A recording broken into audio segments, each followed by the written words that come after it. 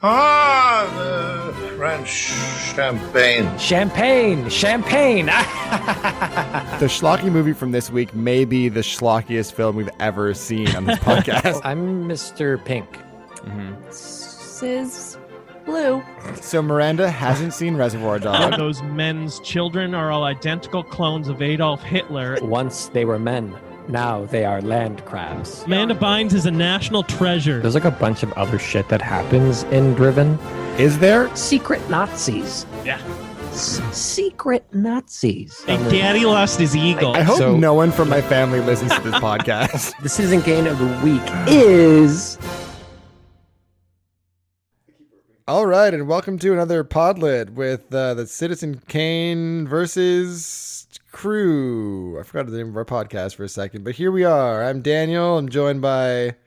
Jack Rennie. And... Daniel. No, Jack. Oh, fuck. Sean Jacqueline. And we are Citizen Kane versus. Today, we are reconvening to discuss... What are we discussing, Jack? I wanted to bring another topic to the table. You're so good at this. You know, I have too much time. So I think, because it's one that I actually think about, and I definitely have opinions on this. I guess I just want to hear yours as well, because that's obviously what this is, which is CGI making movies better? Yes. Undeniably, yes. Are you okay? Undeniably. Okay, elaborate on the undeniable very high, Sean. It's been an hour. Thank you. No, undeniably, it's made movies generally better because we can be transported more effectively to far, far aways and lands long lost to go. I understand there are incredible misuses of CG that take movies and throw them off the like scale that you could possibly use to determine good and bad films. But I think the things we can do with CG now just make movies far more like. What do you mean by better?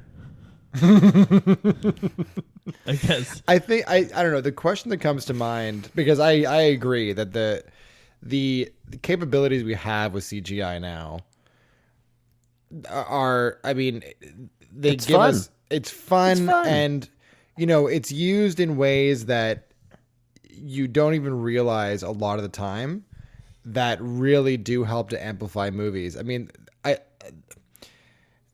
think a more interesting question for me is it are we too dependent on CGI these days? And dependency is a word that I was going to bring up. Yeah. So I'm glad that you got there. I think that's the thing, because I mean, I know everyone has varying opinions on the Marvel movies, but they're like cinematic accomplishments that we would never be able to do. Gone over that. Yeah. Totally. But then you have stuff like, if you're watching like a James Bond movie or like Wolf of Wall Street, they're using CGI to create these big landscapes that look real. Yeah. That would cost millions of dollars to shoot, but they add so much to the story, and it's not, a big green fucking lizard. It's a set piece. Yeah. That they couldn't otherwise achieve without CGI. And I think in that way, it does help to make movies a lot better. Those things can be achieved practically, but did we all go see the Batman together? Yes. You I were wasn't there. there, but I've seen it. You've seen it. Yeah. The way they shot that thing, I mean, it wasn't quite CGI, but they shot it like in front of a TV screen, essentially, right? And like that's a version of computer generated imagery.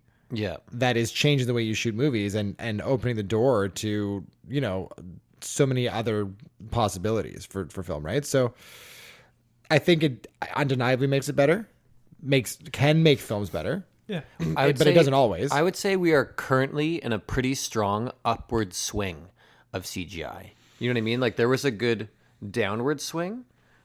Like if you look at CGI, I'll use Star Wars as an example. Original Star Wars movies blew us all out of the water. Totally.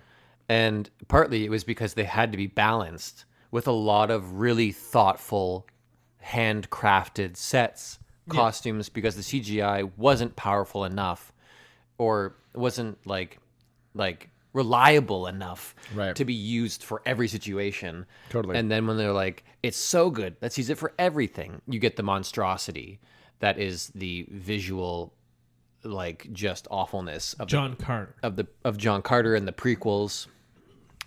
And this kind of thing, like, you might, some people like those movies now, whatever. Obi-Wan. They look like shit. Obi-Wan. Does Obi-Wan look like Obi-Wan shit? looks like hot poo poo. Oh no, really? But they have fucking Disney money. It is shot like a low budget television show, Oh, that's which so includes surprising. like some practical costumes and effects that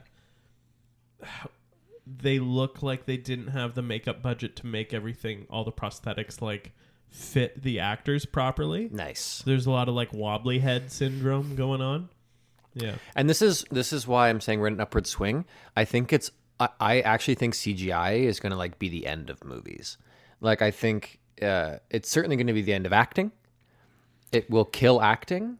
It's a definite threat to our industry of performing, because as you've joked sometimes, Sean, like, they're just going to start deep faking your. Oh yeah. We can just Clark get. Gable is going to be on is back. stage with Marilyn Monroe, and they're going to be having an intimate love scene in the remake of Casablanca. Yeah, but it won't even be for them. It'll be, you'll get to have Tom Hanks is young again.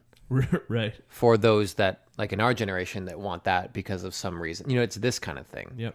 Turner and Hooch. Love that Turner and Hooch. You know? can do a Friends reboot with all of the Friends, and they'll look like they did at the beginning of Friends. Yep. And you won't have any actors there at all. You might have physical stand-ins. I don't know that I mean, to deep fake, I think you still need the actor. For now, is what I'm saying. I'm just saying, like, guess, I'm just saying yeah. eventually, like, okay, here's an example. Like, I know I'm talking pretty still far into the future of filmmaking.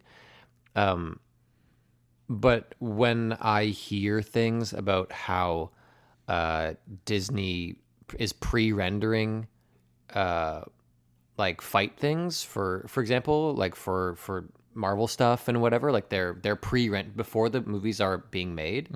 They're just pre-rendering sequences so that when they want to have Black Panther's third act, they just insert some of the shit that they've already made. Right. That is the end of filmmaking to me. Like, that is the Yeah, opposite okay. of filmmaking. Yeah, well,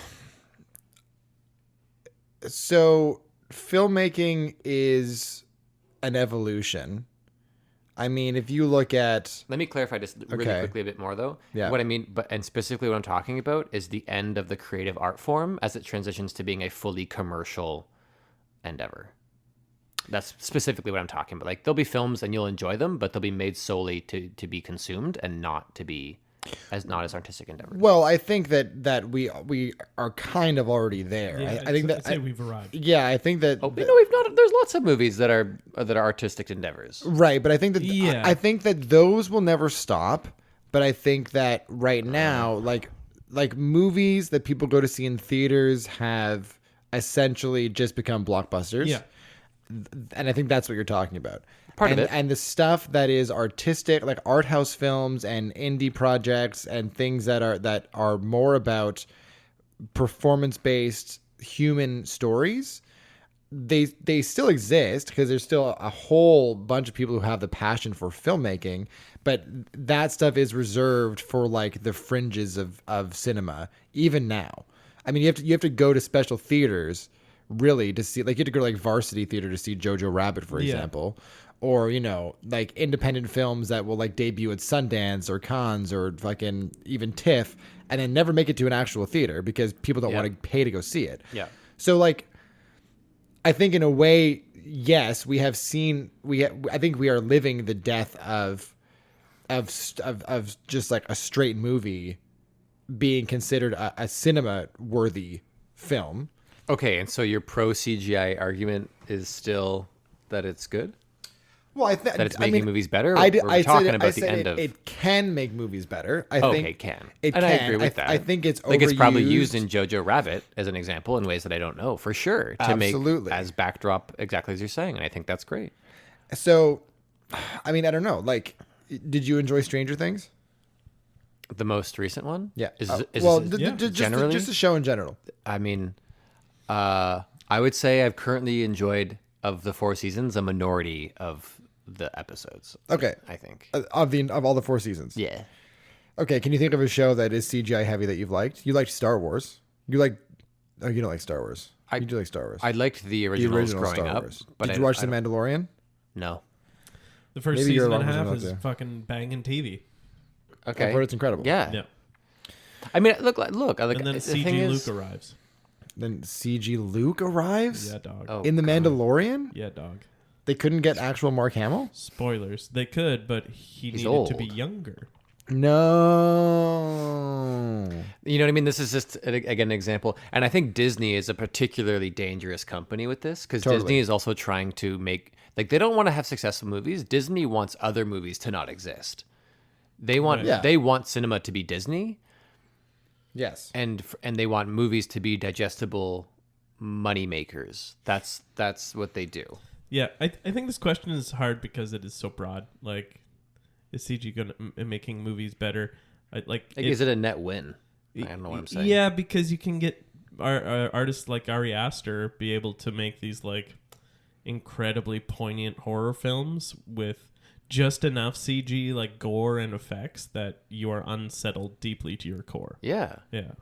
So that's the thing, though. So just enough I'm saying, so like as we use more like I guess the particular framing of the question is the growing use of using more CG a good trend?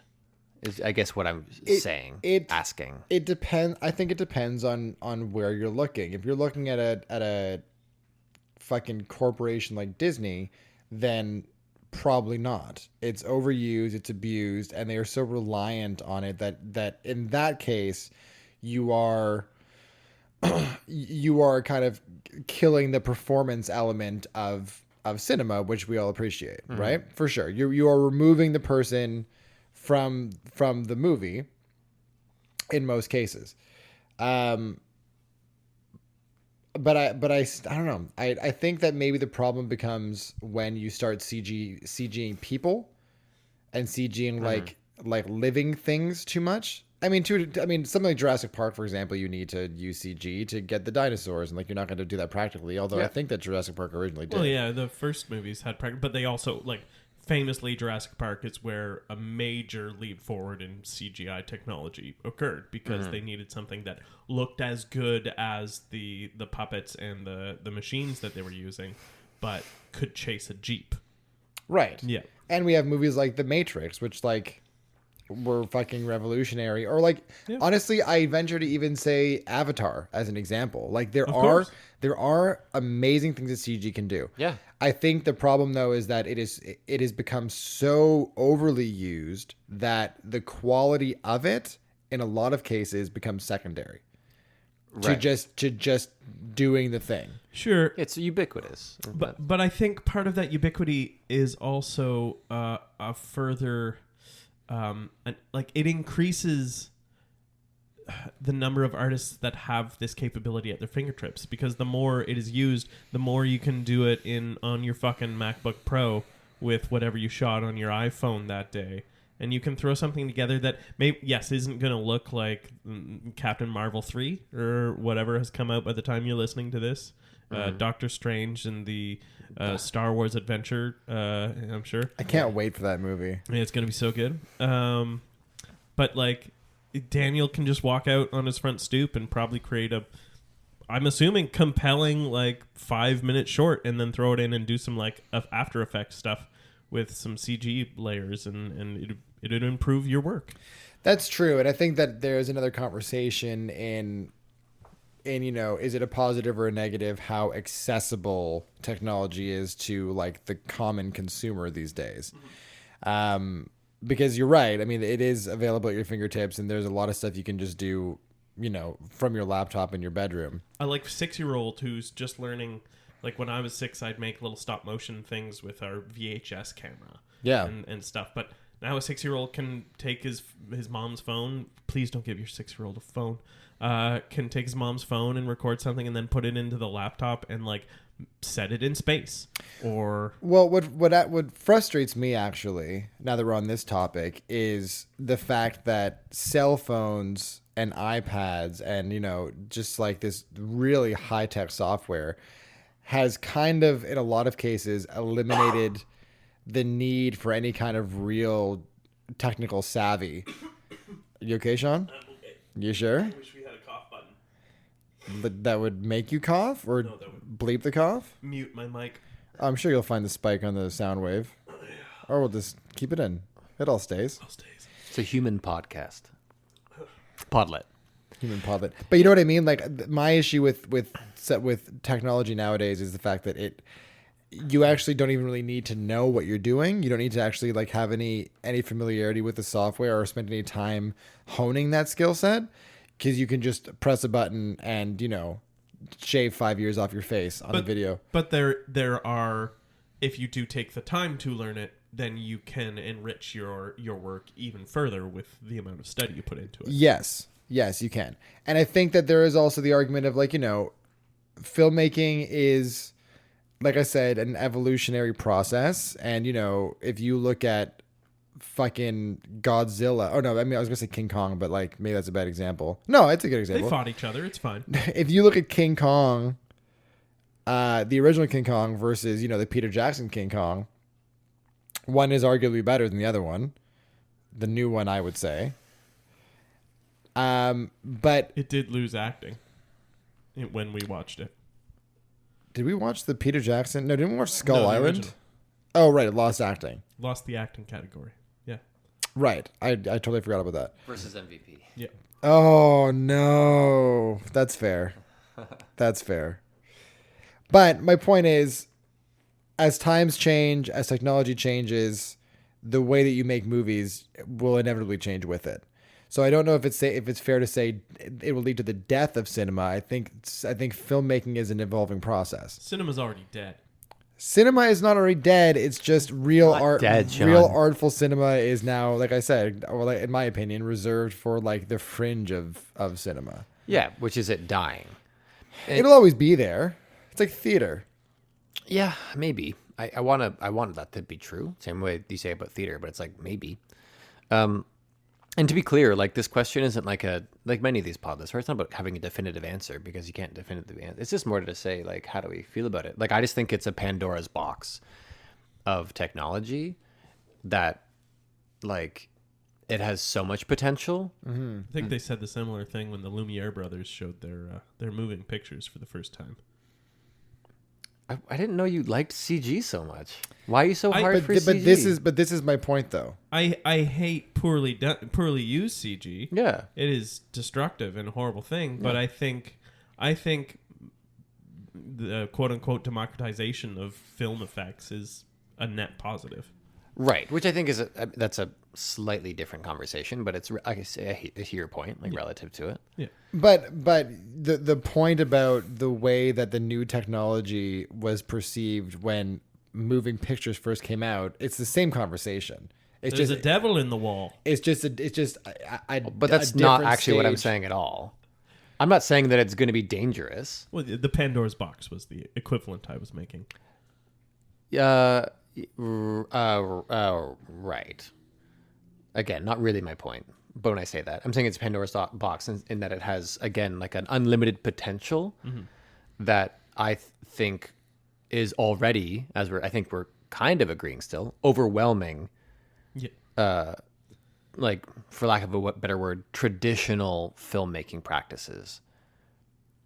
I just think but it's, again, we're way too dependent on it. But this is what I'm saying, though, that like it's hard to say something like traditional filmmaking practices because it's a moving target. It's always changing, often based on what tech is available and what techniques are trendy, right? So like, I think traditional filmmaking is however people are making films in that decade. We just happen to be in a decade where we're CGI heavy. And I think, and I am very. I think you irked. know what I mean, though, when I say traditional filmmaking practices. I do, but I think that I'm trying to correct you because I don't think traditional filmmaking practices is a thing that actually exists. I think that it is always changing. There's always new cameras, there's always new techniques, there's always new trendy styles of cinematography and framing. There's always new, easier ways to do a shot that would have been difficult 20 years ago, and now you can just rent one fucking tool and you can do it. Like those things, it's always evolving as more stuff becomes available and as the thing is done enough times that that people find a better way to do it. I'm not saying that CG is the answer to everything. I cringe when I see bad CGI on something because in my opinion, of course, like it's the worst. You see good CGI, so you know it can exist. And in my opinion, if you don't have the budget to do good CGI, don't do CGI. Yeah, which mystifies me about Obi-Wan. Like, well, that's crazy. They have Disney money. It's not even prequel level. Like, it's not as walk against a CGI backgroundy as the prequels were, but like just some of the effects that you're shown very briefly are way out of place and really bad. Yeah, that's crazy to me. See, that would drive me nuts. Yeah. But that drives me nuts because I know what is possible, right? Because CGI done well is incredible, and I think the best CGI is the CGI that you don't even know is CGI. Which I think is the thing that I'm talking about that makes movies better. Yeah. When you see someone walking and you see this huge landscape behind them. Yeah, totally. Or these big fucking, like even like action movies, these big fucking destructive scenes. Yeah. Sometimes it looks like shit. Sometimes it looks really fucking real. Yeah. And like, if that's the story, to me, that is an incredible use of CGI. So it has the capability to do both. I always come back to Denis Villeneuve with these kind of things because he's a Totally master filmmaker, but he is it's kind a great of the king example of using CG effectively and simplistically when he needs to use it, and he's good at using it from a distance. A lot of like Arrival, it's all that huge shot of the monster of the aliens in the mist. Dune, it was mostly like wide shots of the deserts or of like there's like a ship off in the distance that's launching another ship down to a planet or something like that. I think they shot that one similar, like with a similar tech that they to the Batman. Well, the Batman had some weird CGI. The Batman did have some weird CGI, but a lot of their backdrops was CGI. Like a lot of the environment stuff was actually not like practical on location. Yeah. Ophelia. There we go. They did have some weak CGI, which drove me nuts. Yeah. I guess my point of points, like the thing that I would finish on, because I agree with you, just to be clear. Like, I also enjoy good CGI when it's done well. Yeah. But it's like, we have, what was I going to say? That. Hi, Aaron. Hi, Aaron. Oh, this will be great to edit. No, don't edit it. The lady of the house has arrived. But yeah, final point, just being like. Again, you say you're saying there are traditional film practices or whatever they're doing, and that's just current film practices. To me, traditional film practices are defined by a camera and performers on some sort of set. You know what I mean? Like, that's filming a movie. That is the traditional way that movies were filmed for a long time. And all I'm trying to say is that eventually, like there are movies that we've seen, like Doctor Strange being an example, that Doctor Strange is almost an animated film. Do you know what I mean when I say that? Mm-hmm. So like, there's only so much more before it's a movie still, but it's not a film. Like it wasn't filmed. It's just a Pixar animated movie. Do you know what I mean? Like, yeah. CGI is animation. I mean, there's still actors. They are still physically in a set. They're on a set. There's a camera. For now. But a set. But again, if a set is mostly a green screen. Okay, but let's with like elements that they walk on and they like have in the foreground. Yeah. So let's go the other way though, since we're talking about superhero movies. Have you ever seen the Lou Ferrigno Hulk movies? No, I haven't. Have you ever seen like the 60s live action Spider-Man? Yeah. I don't know. But you see where I'm going with this, but right? What about the Tim Burton Batman? There's undoubtedly CGI in that Batman. Yeah. Yeah. I'm not saying no CGI. Right. Just to be clear, Right.